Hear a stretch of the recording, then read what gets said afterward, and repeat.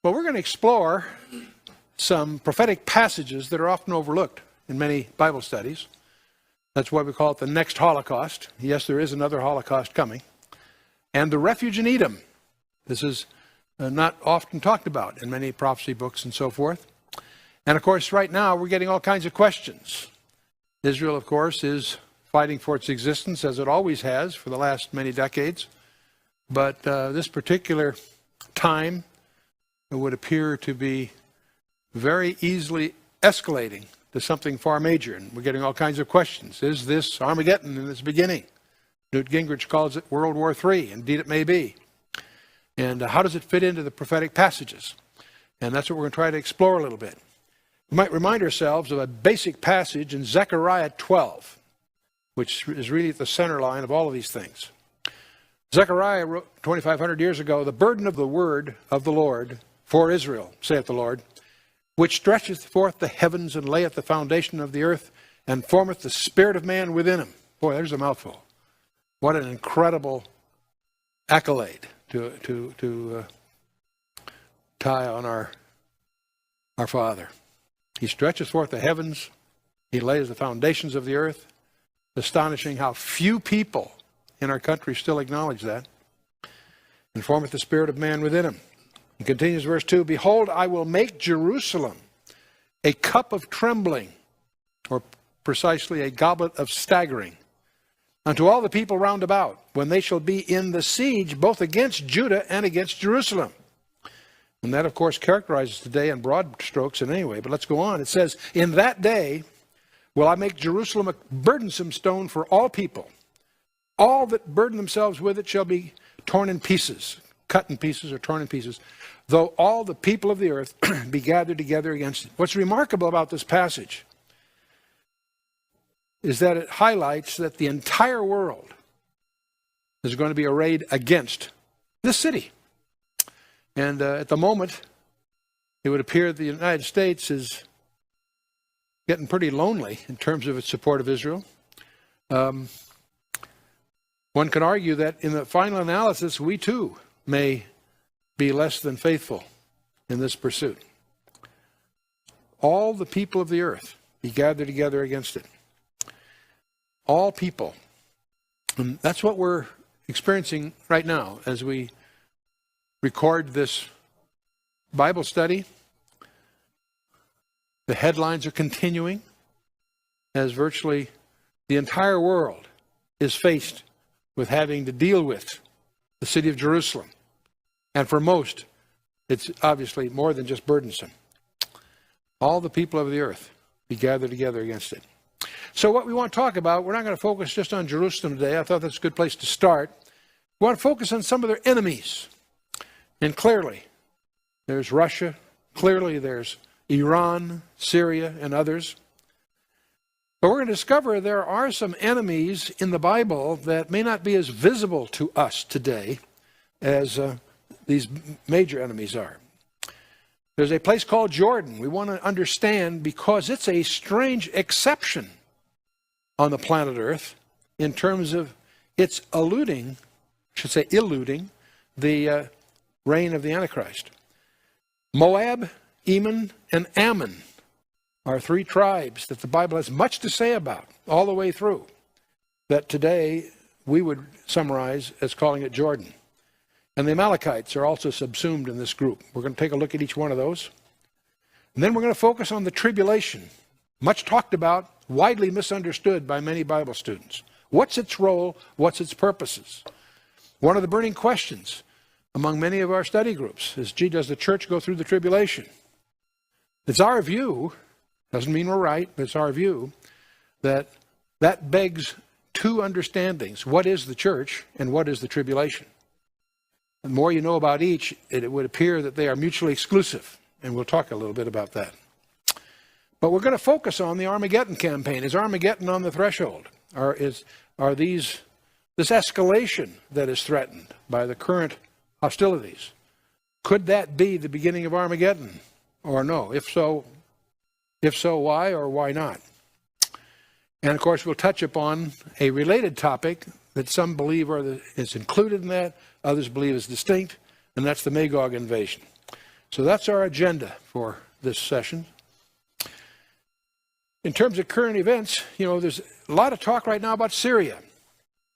So Iran has given Syria some Sahab 3 missiles on the mountains overlooking Israel, and they're now surrounded by Russian-made missile defenses, which some people believe are better than the Patriot. So Syria is right in the middle of this. Is it possible that this may result in the fulfillment of Isaiah 17? Speculation. The Magog invasion. Is it possible that Russia's moving its Black Sea fleet into the Mediterranean and establishing a major naval base in Syria on the coast there at Tartus? Is this positioning for the Magog invasion? Could it be right around the corner? And how does all this fit with the fabled 70th week of Daniel, which of course is the pivotal issue around which all these other things hang? 4 disciples came to Jesus for a confidential briefing, and he pointed them to those 4 verses, last 4 verses of Daniel 9 as the key to end-time prophecy. How does that fit in here? And then, of course, the middle of that week is an event that triggers the Great Tribulation. And we'll talk about that. And that, of course, the climax of that 70th week is Armageddon. But where does this treaty with Jordan fit in? And we'll take a look at that. And this attack on Syria. I know of no competent studies I've seen that give us any perspective as to when Isaiah 17 will be fulfilled. The burden of Damascus. Behold, Damascus is taken away from being a city, and it shall be a ruinous heap. Is that part of Armageddon? Is it something sooner? Is it something detached? We don't know. But it is something that's watched because Damascus is the oldest continually inhabited city on the planet Earth. And it would seem from a Bible prophecy point of view, it has a destiny of being destroyed. Is that going to be a nuke? Israel has threatened that on several occasions. And if they're pushed hard enough, they may make this fulfillment come true. We'll watch and see. But there's another passage that catches our attention, and that's in Daniel chapter 11, verse 41. In Daniel chapter 11, up to about verse 35 is historical. From verse 40 on, it is clearly speaking of the Antichrist. Verses 36 through 39 are an overlap. They were both historical, but they also echo a foreshadowing of this coming world leader. In any case, by the time you get to 40 and following, clearly the tone of the passage is dealing with the person that we commonly call the Antichrist. That's a tragic label for a lot of reasons, but it's stuck in the literature, so we'll stay with it. But it says that he, the Antichrist, shall enter into the glorious land, a term we assume refers to Israel, and many countries shall be overthrown. But these shall escape out of his hand. That's interesting. Even Edom, Moab, and the chief of the children of Ammon. So these 3 groups, Edom, Moab, and Ammon, for some reason, managed to escape his thumb, if you will. We don't know why or how, but it does give us this strange, rather provocative clue that there's something special going on here. It's our conjecture that you'll see unfold here that one of the reasons they escape is to provide a refuge, a place to run, if you will, for the remnant that's going to be fleeing Jerusalem in accordance with Christ's instructions. But that's a speculation on our part. We're going to explore what is the purpose of the Great Tribulation. We use that term a lot. What is its purpose? What's to be accomplished in the Great Tribulation? And of course, the prophetic role of Ammon, Moab, and Edom, which is a region today we know as Jordan. And Matthew 24, verse 15, talks about the abomination of desolation, which is a trigger in which Jesus' followers are to flee Jerusalem. In fact, let them which be in Judea flee into the mountains. Great. Which mountains? It's surprising to discover that those mountains are specified in the Word of God. That gives rise to another issue that causes a lot of confusion. Just where does Jesus return to the planet Earth? Many of us are fond of quoting Zechariah 14:4, where his feet shall stand on that day at Mount of Olives and so on. And yet that may not be his first return. He may have an errand to run before he reaches the Mount of Olives. because there's this very interesting passage in Isaiah 63 that implies that he first returns to Edom to fight a battle himself. In fact, when you read Isaiah 63, it says, "Who is this that cometh from Edom with dyed garments from Basra? This that is glorious in his apparel, traveling in the greatness of his strength. I that speak in righteousness, mighty to save." Who could that be? That's God himself. "Wherefore art thou red in thine apparel, and thy garments like him that treadeth the wine fat?" He answers, he says, "I have trodden the winepress alone, and of the people there was none with me. For I will tread them in mine anger, and trample them in my fury, and their blood shall be sprinkled upon my garments, and I will stain all my raiment. For the day of vengeance is in my heart, and the year of my redeemed is come." Wow, what's going on there? The day of vengeance is in his heart. And that's going to fulfill part 2 of the mandate that he read when he opened his ministry in the synagogue of Nazareth. So we're going to look at Jordan, Moab, Edom, Ammon, and the Amalekites, and then take a look at what the implications of all that are upon our 2 main topics, the tribulation and Armageddon campaign. And we're going to finish talking about some controversies about the Magog invasion to get that in focus. So let's talk about Jordan. The Hashemite kingdom of Jordan is not an ancient kingdom. It is actually a European creation of 1946, after World War II, by the stroke of a pen by an old friend of ours by the name of Winston Churchill. He got a lot of things right. This may have been a big mistake. So it's interesting that the League of Nations had given Britain a mandate to provide a homeland for Israel. But what they ended up doing is peeling off 75% of that land grant to create a Palestinian state. You want a Palestinian state? It was created in 1946 by the British Foreign Office. It was called Transjordan. And that's the region, which happens to embrace the regions that are known biblically as Edom, Moab, and Ammon. So prior to World War I, the areas of Ammon, Moab, and Edom had previously been populated by unaffiliated Bedouin tribes, just mobile, transient tribes. Of course, during the war, British and the Allies, of course, were fighting the Germans and the Ottoman Turks. There was a young major by the name of T.E. Lawrence that organized what is popularly publicized as the Arab Revolt. Very colorful. It was fanned by the media in Britain.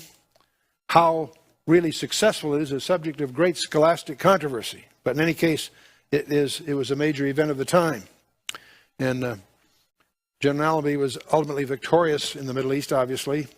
So the League of Nations awarded the British a mandate on April 25th of 1920, which was to endure until May 14th of 48, when the State of Israel was formed. And so in the next following year, an aggressive young man named Abdullah, he was the son of Sharif Hussein of Mecca in Arabia, he moved into the land east of Jordan with his troops. And so the British colonial secretary, namely Winston Churchill at the time, recognized Abdullah as the Emir of Transjordan. That was just a stroke of the pen of the Foreign Office. Abdullah then consolidated control within his so-called Arab Legion. In 1946, after the war, Abdullah was crowned as king of Transjordan. And of course, since then, his great-grandson is now the current king in Jordan. And in 1948, Jordan, however, joined the attack against Israel's War of Independence, successfully fought the Haganah, and held the so-called West Bank of the Jordan. And in 67, there again, it joined Egypt in the Six-Day War, and they lost it. And in 1998, having previously repudiated any rights to the West Bank, Jordan signed a peace treaty with Israel at Camp David. This has endured, interestingly enough. A lot of other treaties have come and gone, but it's interesting that they repudiated their rights, signed the treaty, and that still operates today. and would seem to set the stage for Daniel 11:41, that these shall escape out of his hand. When the Antichrist takes over, Edom, Moab, and Ammon seem to, what we call the region of Jordan, for some reason, seems to be exempted. And so it's our conjecture that this may be to create a refuge for the remnant that are going to flee from Jerusalem during the attack and during the Great Tribulation. And there's lots of references. We won't try to go through them all. We'll go through some of them here. But Isaiah 16 and Micah 2 are major ones you may want to jot down to look at your leisure. And let's get at Moab and Edom and Ammon. This all starts, in a sense, back in Genesis 19. That's the chapter where Sodom and Gomorrah are destroyed. And Lot is in a town called Zoar. He went up out of Zoar and dwelt in the mountain, and his 2 daughters with him. For he feared to dwell in Zoar, and he dwelt in a cave, he and his 2 daughters. And the firstborn said to the younger, our father is old, and there's not a man in the earth to come in unto us after the manner of all the earth. Come, let us make our father drink wine, and we will lie with him, that we may preserve the seed of our father. They made their father drink wine that night, and the firstborn went in and lay with her father. Then he perceived not when she lay down or when she arose. It came to pass on the morrow that the firstborn said to the younger, behold, I lay yesterday night with my father, let us make him drink wine this night also. And go thou in and lie with him, that we may preserve the seed of our father. And they made their father drink wine that night also, and the younger arose and lay with him. And he perceived not when she lay down or when she arose. Thus were both the daughters of Lot with child by their father. And the firstborn bare a son, called his name Moab. The same is the father of the Moabites unto this day. And when the younger, she also bare a son, called his name Ben-Ammi. And the same is the father of the children of Ammon unto this day. So this incestuous beginning is what starts the history of the Moabites and the Ammonites. And so they're regarded as relatives of the Israelites. And in Deuteronomy 2, it commands them to treat them kindly, despite those origins. At the time of the Exodus, Israel did not conquer Ammon. And that's not only Deuteronomy 2, but it's in Judges 11 and following. However, the Ammonites were condemned for joining the Moabites and hiring Balaam. Were forbidden to enter the congregation of Israel to the 10th generation. That's in Deuteronomy 23. And Rabbah Ammon is now Ammon, the capital of Jordan. That town is named after the Ammonites. So much for them. Let's get to Moab. We're going to have a lot to say about Moab.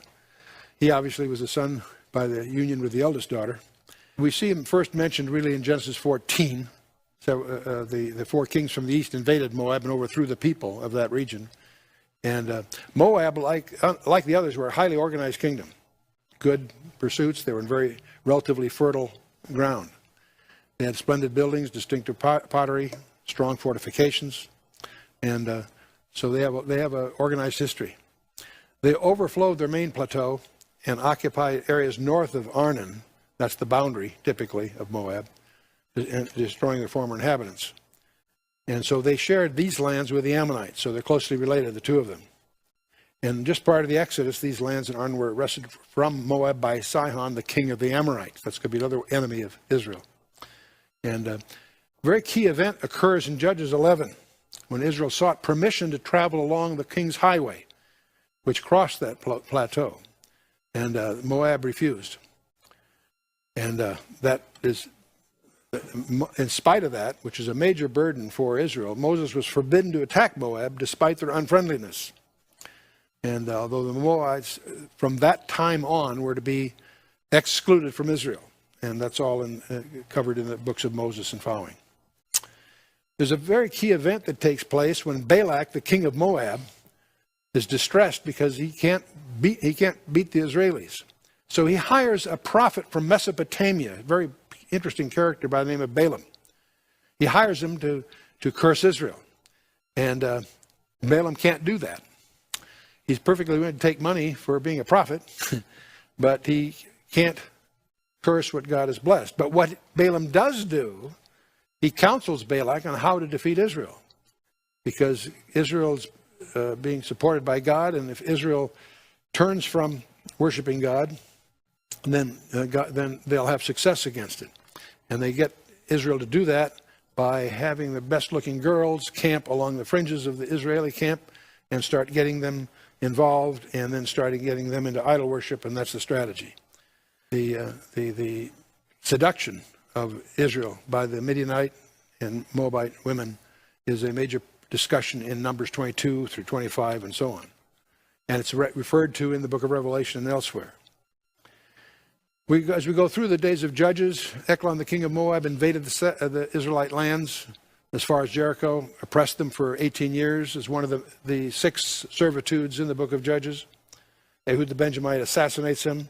The whole book of Judges is, of course, the rather depressing account of failing to follow through on the successes of the book of Joshua. But one of the bright spots, so to speak, in the time of the Judges is when a guy by the name of Elimelech and his wife Naomi migrate to Moab because of a famine in Bethlehem, and their 2 sons marry 2 Moabite women, Orpah and Ruth. The husband dies, the sons also die. That leaves Naomi with 2 daughters-in-law, Orpah and Ruth. And both of them want to stay with her. She finally talks one of them out of it. Can't talk Ruth out of it, because 10 years go by and things are better in Bethlehem, so Naomi's going to go back to Bethlehem. Ruth insists upon going with her. And that whole saga in a little 4-chapter book called the Book of Ruth is a elegant love story.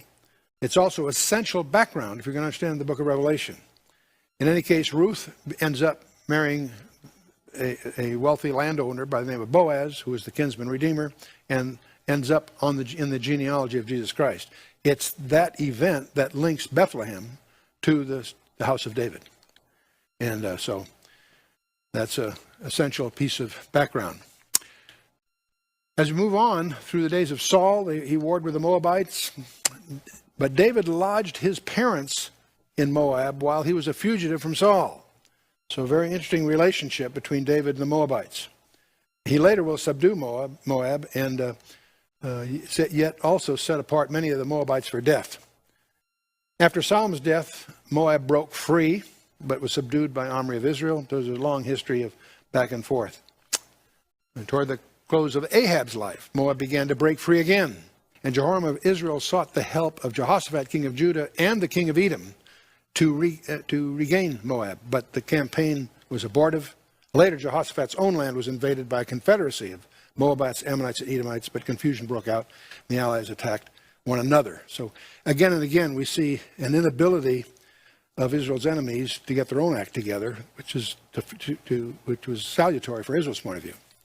And in the year of Elisha's death, bands of Moabites again raided Israel. During the latter part of the 8th century BC, Moab was subdued by Assyria and compelled to pay tribute. But after Assyria fell, Moab was free again. They entered Judah in the days of Jehoiakim. And after the fall of Jerusalem under Nebuchadnezzar, some Jews found refuge in Moab but returned to Gedaliah when Gedaliah became the governor later. Moab is finally subdued by Nebuchadnezzar, and it fell successfully under control of the Persians and various Arab groups. They ceased to have an independent existence as a nation after the exile, but they are known as a race and referred to as such in Nehemiah and elsewhere. And this brings you up to relatively current biblical New Testament periods. And Moab and the prophets are often mentioned, and divine judgment is often pronounced on them. The Moabites and the Edomites especially are always on the side of Israel's enemies. We need to understand that. The archaeological story of Moab is slowly being unraveled. It's rather slow in the Jordan area. However, back in 1868, the Moabite stone was found, which helped open up the language in the 9th century history. It's now in the Louvre in Paris. And there's a number of sites that are starting to give us insights into the early Moabite history.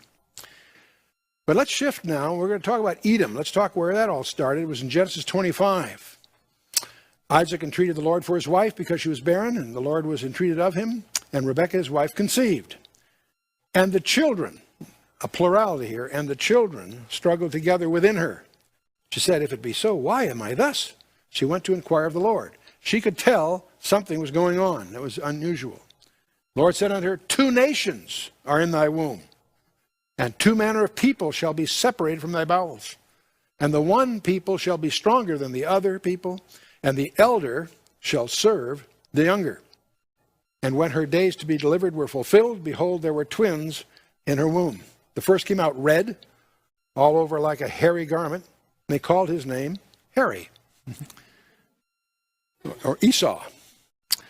And the word means robust, but in the outside hunting sense. And anyway, his name is Esau.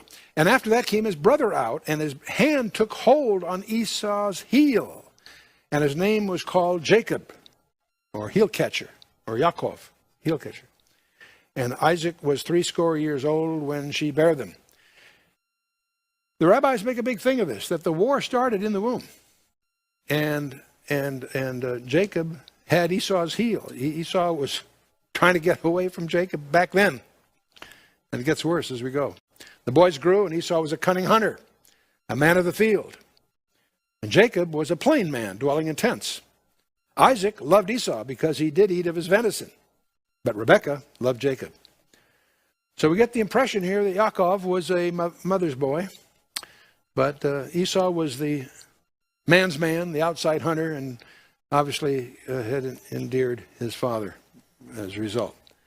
And this, of course, leads from here, the book of Genesis goes on to the most famous food transaction in the history, the porridge and so forth. But the descendants of Abraham, of course, he has 3 women. From Sarah, of course, we have Isaac. From Hagar, we have Ishmael. And from Keturah, we have a handful of tribes. And from Jokshan, we have Sheba and Dedan, which we normally associate with Saudi Arabia. From Midian, we have a whole series of tribes that are typically roots of the Bedouins. And so if you're talking Arabs in a geographical sense, then you're talking Sheba, Dedan, and the 5 from Midian, the Midianites. But it's not that simple, because Ishmael has 12 sons, just as Jacob will have 12 sons, Ishmael does also. But Isaac ends up having 2 sons here, obviously, Esau and Jacob. Jacob is, in his way, faithful. Esau is upset for lots of reasons, and he deliberately turns his back on his heritage, and he deliberately marries multiple wives among the Ishmaelites. And the tribes did not keep themselves distinct. So the interesting thing here is that whether you call Israel's enemies today Edomites or Esau derived or Ishmael derived, they all trace back to the same tribal background, if you will. The press uses the term broadly as Arabs, but it's an unfortunate label because it has some other ambiguities. The Persians are not Arabs, and the Hamites are not Arabs. That means that Yasser Arafat was an Egyptian, a Hamite, not an Arab, not even a Shemite. So the point is, there's a lot of confusion, whether you're speaking geographically or speaking ethnically, and most people that speak to this speak illiterately without any real understanding of the background. But anyway, the term Edom denotes either the name of Esau, given in memory of the red porridge incident of Genesis 25, where he exchanged for his birthright. It's also a term that refers to the Edomites collectively, as a nation, if you will. And it also speaks of the land occupied by Esau's descendants, also called Mount Seir, the land of Seir. And now, modern archaeology has shown there were tribes in there before his time, that they apparently conquered them and so forth. There's also gaps. There are issues here. It doesn't concern us directly, really. But Esau had already occupied Edom when Jacob returned from Haran. And he had tribal chiefs. The King James Version uses the term dukes, but they actually had 11 of these. I thought there were 12, but anyway. Edomites had kings before any king reigned over the Israelites, according to Genesis 36. The wilderness of Edom is an area that we want to understand. I'll show you on a map rather than go through the boundaries here. A very rugged mountainous area. It's known as the wilderness of Edom. And it's not a fertile land, but there are some cultivatable areas. But that when you don't have cultivatable land, you end up having a militaristic tradition. And here's a rough feeling of the land of Canaan, if you will. But Moab just east of the Dead Sea, essentially. Edom to the south of Moab. And Midian south of Edom. And the Midianites and so forth. And when they left the Exodus, they end up at Jabal al-Lawz, which we believe is the real Mount Sinai, in contrast to traditions. But they find their way to Kadesh Barnea, don't make it. Edom will not let them cross, so they have to go a long way around, and that leads to the tensions that continue all through the biblical times. Because the King's Highway passed right along that eastern plateau. The major towns included Selah, Petra, Basra, and Teman. The word Basra means sheepfold, and that term can be applied to several areas that have a natural sheepfold topography. We'll talk about that in a minute. And so at the time of the Exodus, of course, they sought permission to travel the King's Highway, but the request was refused. And despite this burdensome decision on the part of Edomite, Israel was forbidden to abhor their Edomite brother, Deuteronomy 23. But the Edomites don't finish there. Whenever you find, later on, when Nebuchadnezzar is attacking the city of Jerusalem, the people on the sidelines cheering the Babylonians were the Edomites. Now, not a very good way for relatives to act, is it? And that's in Numbers 24 is when Balaam predicted the conquest of Edom. Balaam predicts about a lot of interesting things, the conquest of Edom being among them. And and Joshua allocated territory of Judah up to the borders of Edom, but did not encroach on their lands. 2 centuries later, King Saul was fighting the Edomites, and some of them were in his service. We find it in the scripture. David conquered Edom and put garrisons throughout the land. So it becomes a vassal area for Israel in the peak period. A lot of slaughter of Edomites at that time. In fact, Joab, David's commander, spent 6 months in there getting rid of all the male population. Some obviously escaped because a royal prince fled to Egypt, later became a trouble to Solomon and years later. So the Edomites and the Israelites have been at odds from the very beginning. David's kingdom proper is shown here on the map. The vassal states end up including the Philistines and Ammon and Hamath way up to the north. And the Arameans, Moab, and Edom acknowledge the sovereignty and pay tribute. So that was the peak, if you will, of David's kingdom, which went obviously well east of the Jordan River, which is the river connecting the Galilee and the Dead Sea. So there's as much territory east as there was west. The conquest of Edom enabled Solomon to build a port at Ezion-Geber and their copper mines, and that's where a lot of the commercial prosperity occurs in the days of Solomon. As you get into subsequent kings, there's constant raids on one or the other. We won't go through each one of these, but there's a constant warfare between Edom and Israel. And so we don't need to go through each one of these. I think that's going to be tangential to our purpose.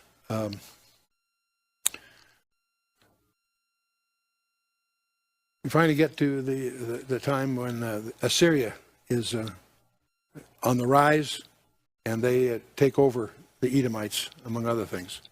And after the fall of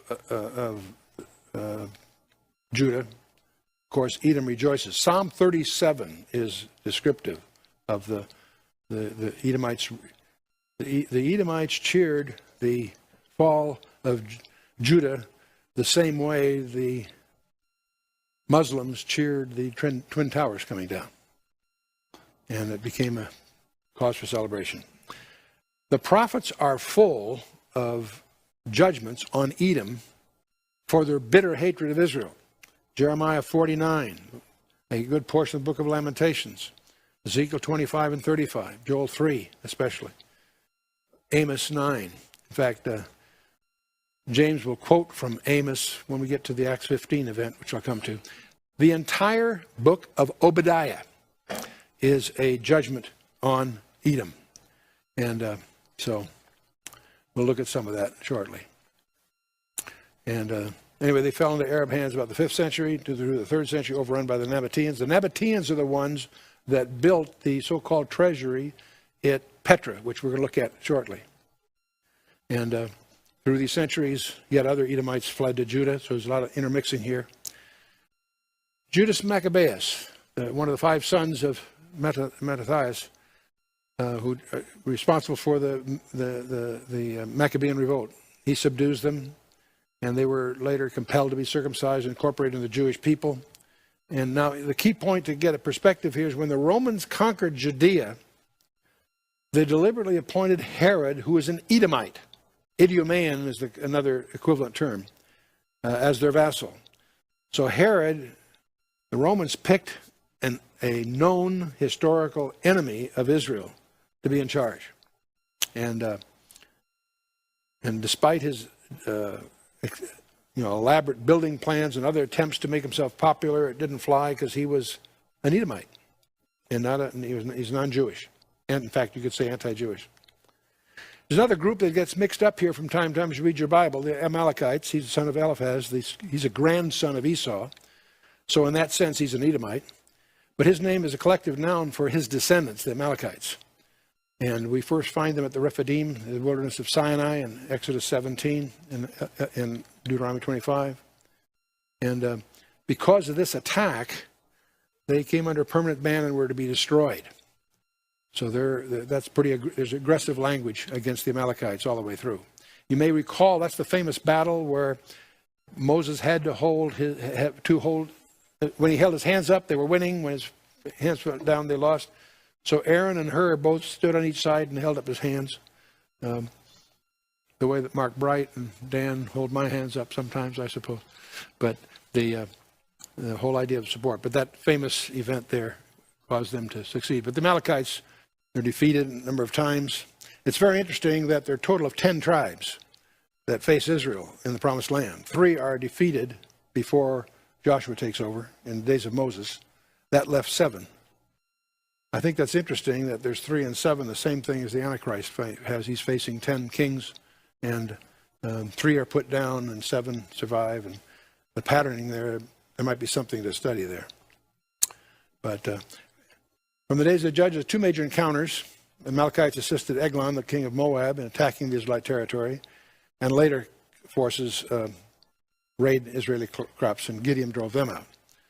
But from the Exodus onward, Amalekites are to be found in the Negev, but for a time they gained a foothold in Ephraim, that's the northern part of Israel, but you generally associate them with the south, Negev being in the south. And Balaam looked away to their lands from his vantage point in Moab and described them as the first of the nations, which may be in regard to their origin or to their status. Interesting phrase. And Samuel commanded Saul to destroy the Amalekites in the south of Telaim. That's one of the cities that we're going to be interested in the region of Edom. And Saul pursues him, captures the king alive, and Samuel slew Agag. And very interesting thing, Samuel told Saul not to take any booty, but Saul failed to do that. He didn't kill Agag. He took booty, and for that reason, Saul ends his. He has the crown taken away from him. But it's interesting that he was to kill Agag and didn't. Because he didn't, there's a descendant of Agag that becomes prominent later, a guy by the name of Haman, in the book of Esther. And David fought the Amalekites in the area of Ziklag, and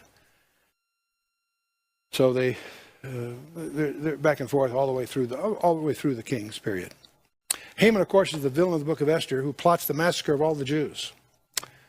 But it's interesting, the rivalry between him and Mordecai, of course, is the whole drama in the book of Esther. And your book of Esther typically would record that Haman was eventually hanged on the gallows that he had prepared for Mordecai. One of the problems with that is it wasn't a gallows, it was a crucifixion. That's a mistranslation, but it's commonly held. It's now in our literary vocabulary. He was impaled, and the Persians invented crucifixion. The Romans widely adapted it. But what's interesting here is Haman is a descendant of a king that Saul was supposed to kill and didn't. It's interesting, there was a Shimei that was cursing David, and his men wanted him to kill him, and David said no. He spared Shimei. From Shimei we get Mordecai. So the whole drama in the book of Esther derives from that, the descendants, if you will. So anyway, so much for that. If we had the time, we'd go through each one of these major predictions of the end time results. Obadiah we'll take a look at briefly. Isaiah 34 is part of a 4-chapter section of Isaiah that's called the Little Apocalypse. And Malachi and Ezekiel also have much to say about it.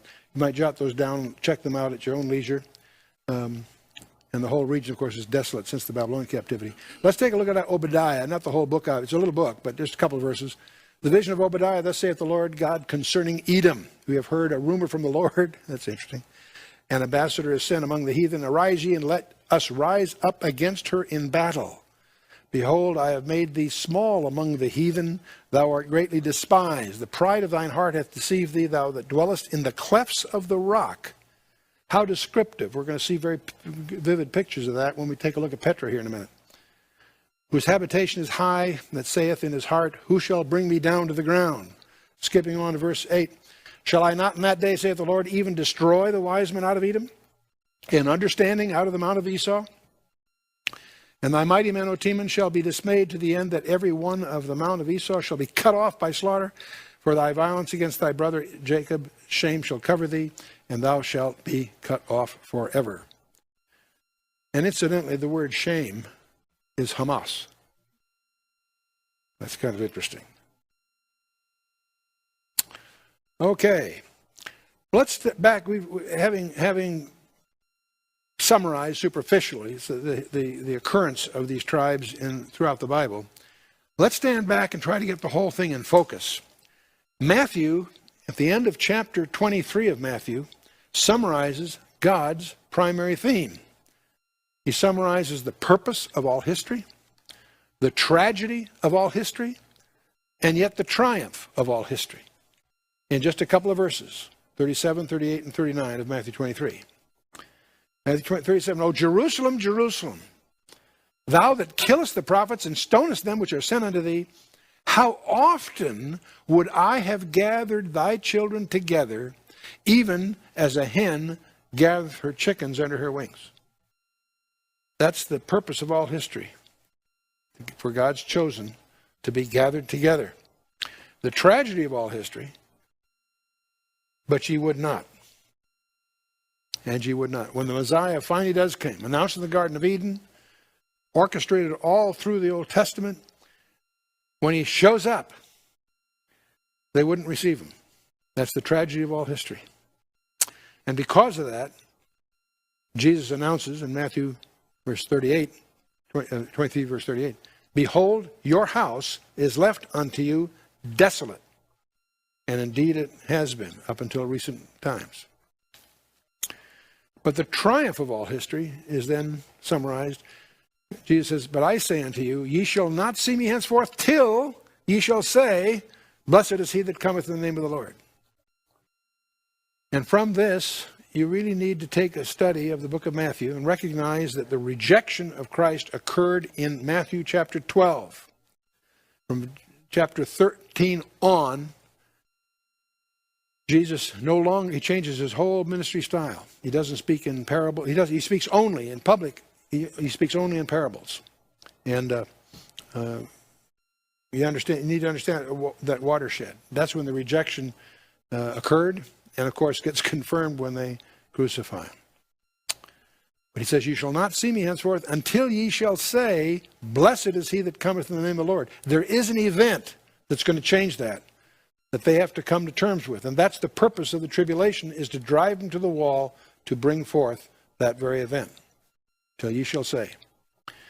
In Hosea chapter 5, verse 15, very, very interesting summary verse, where God says, I will go and return to my place until they acknowledge their offense and seek my face, and in their affliction they shall seek me earnestly.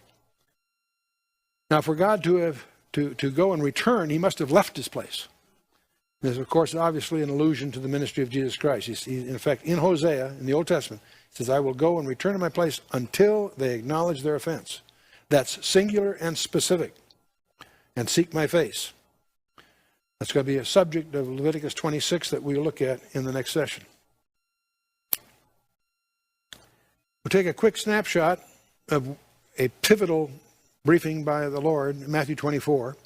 Because 4 disciples come to him and says, how shall we know the end times? And Jesus answered and said to them, take heed that no man deceive you. It's interesting that he opens and closes this presentation by telling us to guard ourselves against deception. Take heed that no man deceive you. For many shall come in my name, saying, I am Christ, and shall deceive many. And ye shall hear of wars and rumors of wars. See that ye be not troubled. For all these things must come to pass, but the end is not yet. For nation shall rise against nation, kingdom against kingdom. There shall be famines and pestilences and earthquakes in divers places. All these are the beginning of sorrows, or the beginning of birth pains. I want you to notice this group of signs that are clustered here in these few verses. Because Matthew's going to deal with what happens after these signs. Luke focuses on what's going to happen before these same list of signs that he alludes to them. For nation shall rise against nation, and kingdom against kingdom, and there shall be famines, pestilence, earthquakes in divers places. So we find this list of events in Matthew 24, verses 4 through 9. We find it in Luke 21, verses 4 through 24. And we also find it in Revelation in the first dozen verses of chapter 6. That same clustering. But there's a very, very key verse. Matthew continues, then shall ye deliver. In other words, after that group of signs, shall they deliver you up to be afflicted, and shall kill you, and ye shall be hated of all nations for my name's sake. And then shall many be offended, and shall betray one another, and shall hate one another, and many false prophets shall arise, and shall deceive many. Because iniquity shall abound, the agape of many shall wax cold. But he that shall endure to the end, the same shall be saved. And this gospel of the kingdom shall be preached in all the world for a witness unto all nations, and then shall the end come. And here we have the key pivotal verse. It's verse 15 in Matthew 24. Verse 14 in the parallel account by Mark, and 13, they're almost the same all the way through. Jesus says, when ye therefore shall see the abomination of desolation spoken of by Daniel the prophet, stand in the holy place, whoso readeth, let him understand. Very, very key verse. It deals with a technical term called the abomination of desolation, widely misunderstood but clearly identifiable. Spoken of by Daniel the prophet, so Jesus himself authenticates Daniel for us, that he was the prophet. We don't have to worry about who wrote Daniel and all of that business. Jesus lays it right out. And he alludes to an event that occurs in Daniel 8, 9, 11, and 12, the abomination of desolation. Stand in the holy place, in the Holy of Holies. And then he adds a phrase, whoso readeth, let him understand. How many of you read that with me just now? Played a dirty trick on you. Because now you have an obligation to understand that passage.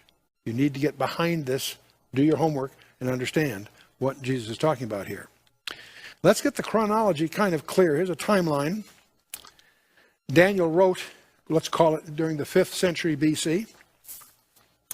The return to Jerusalem occurred near the end of that century. The abomination of desolation occurred historically in the 2nd century BC under Antiochus Epiphanes. The Septuagint records all this. In other words, the entire Old Testament was translated into Greek in the 3rd century before Christ. The Olivet Discourse that Jesus is quoting is here in the 1st century AD. But he's alluding to the abomination of desolation as yet future. We know a lot about it because it happened in the past, but that's not what Jesus is indicating. It's going to happen again. That's why understanding that event in the 2nd century is so important, because without it, we really won't understand, we won't know how to recognize it when it happens again. So that's the abomination of desolation. It occurred historically in very clear terms. The word abomination is idol worship. The one that makes desolate is the extreme, most insulting version of that. And that's erecting an idol in the most holy spot on the planet Earth, in the temple, in fact, in the Holy of Holies. And it did occur historically. Much is said about it in the Scripture and elsewhere, and we can expect it to happen again. And Paul talks a lot about it. Once you realize what he's talking about, 2 Thessalonians 2 details it for us. Going another timeline, understand the church period, which started chapter 2 in the book of Acts, and it goes until the rapture, is called the church. It's also a term that Paul uses, calls it the fullness of the Gentiles. Followed by that will be the tribulation. The times of the Gentiles is an all-inclusive term from the time of Nebuchadnezzar. Times of Gentiles is the period of Gentile dominion on the planet Earth. Started with Nebuchadnezzar, and it'll continue until the days of the Antichrist are complete. So don't confuse times and fullness between, those are different. At the end of the tribulation, of course, we have the Armageddon, the kingdom set up, and so forth. So this final week, called the 70th week of Daniel, it's the 70th of a specified series of 70 weeks, 69 of which are fulfilled. There's a gap. We're now in the 70th week. And it's important that you understand that I won't take the time to build the whole case here. But if you haven't had a chance to study 70th week, make that a high priority in your prophetic studies. You need to master that. That's a week of years, and it's divided in two halves, 3.5 years each. In Daniel chapter 9, Gabriel gives Daniel a 4-verse prophecy. Verse 25, 26, and 27 are the last two. Verse 24 is the scope of the whole thing. Verse 25 covers a period of time. Daniel is a slave in Babylon. He knows from reading Jeremiah that period of captivity is almost over. Gabriel interrupts his prayer and comes and tells him that from the decree to rebuild the city of Jerusalem unto the Mashiach Nagid will be 69 weeks of years, 7 plus 62 weeks. Then there's an interval because there are things that occur in verse 26 that are after verse 25 but before verse 27. So there's an interval there, which includes the crucifixion and the destruction of Jerusalem. But the climax of the whole passage is verse 27, which deals with the final week of years. It's the most documented period of time in the Bible, both Old and New Testament.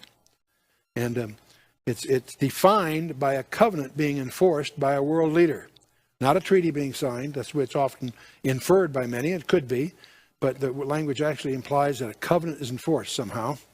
And that apparently has to do with the temple, because in the middle of that covenant period, the covenants are violated, and but the world leader puts himself up to be worshipped. And that's called the abomination of desolation.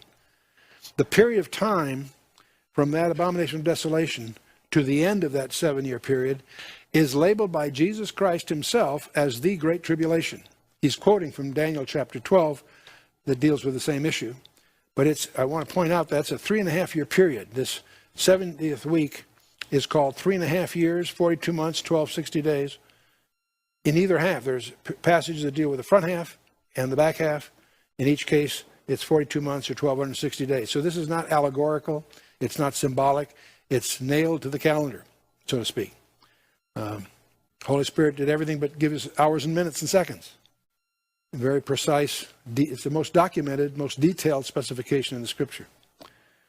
But the important thing to understand, people loosely talk about the 7-year tribulation. It's loose definitions. The tribulation, labeled by Christ himself, is the last 3.5 years. The first half may be a time of unparalleled peace, a false peace, if you will. But it's not. If you want to speak of the 7 years, speak of it as the 70th week of Daniel. That won't be ambiguous. If you're talking about the tribulation, you're actually talking about a 3.5-year period, not a 7-year period. Can we get that and move on? Okay. Jesus continues then, when you see the abomination of desolation, then let them which be in Judea flee into the mountains. Not those that are in New York or Paris or London, those that are in Judea. Flee into the mountains. Let him which is in the housetop not come down to take anything out of his house. You don't even stop to grab a coat. You get out and get out now. Neither let him which is in the field return back to take his clothes. And woe unto them that are with child, and to them that give suck in those days. And pray that your flight be not in winter, neither on the Sabbath day. Why not in winter? Because often, not always, but often, Judea is impassable in the winter. It snows. Neither on the Sabbath day, for obvious reasons. That means he's obviously talking to Jews here, not Gentiles. For then shall be great tribulation, such as was not since the beginning of the world to this time, nor ever shall be. When does it start? When the abomination of desolation is established.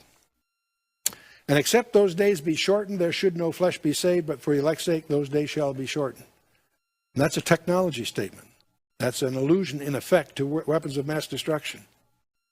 We can't visualize that being fulfilled with muskets and bayonets. This is a whole different thing. The Great Tribulation. He's quoting from Daniel 12. Reading Daniel 12, it says, "And at that time shall Michael stand up, the great prince, which standeth for the children of thy people." Both Michael and Gabriel have job descriptions. Gabriel is always on an errand of enunciating something having to do with the Messiah. Michael is a military warrior. He always is in battling on behalf of Israel. "At that time shall Michael stand up, the great prince, which standeth for the children of thy people. There shall be a time of trouble, such as never was since there was a nation, even at that same time. And at that time thy people shall be delivered, every one that shall be found written in the book." A time of trouble such as never since there was a nation of that time. That includes Nazi Germany. In other words, it's going to be worse. Jeremiah calls it a little different. He says, "Alas, for that day is great, so that none is like it. It is even the time of Jacob's trouble, but he shall be saved out of it." The focus of the whole scenario is Israel, Yaakov, Jacob. The time of Jacob's trouble is one of the labels equivalent to the period of Great Tribulation. Now, Matthew 24 is a key passage of prophecy in the New Testament. Luke has a passage that's similar but distinctively different. Many people assume it's like the Olivet Discourse because they both make reference to the wars, famines, earthquakes, and so forth, and they both talk ultimately of a cosmic upheaval at the end. But Matthew talks about the abomination of desolation. After this cluster of events, there is an abomination of desolation, and from that point on, he goes on to talk about the Great Tribulation, the time of Jacob's trouble, etc. Luke is a little different.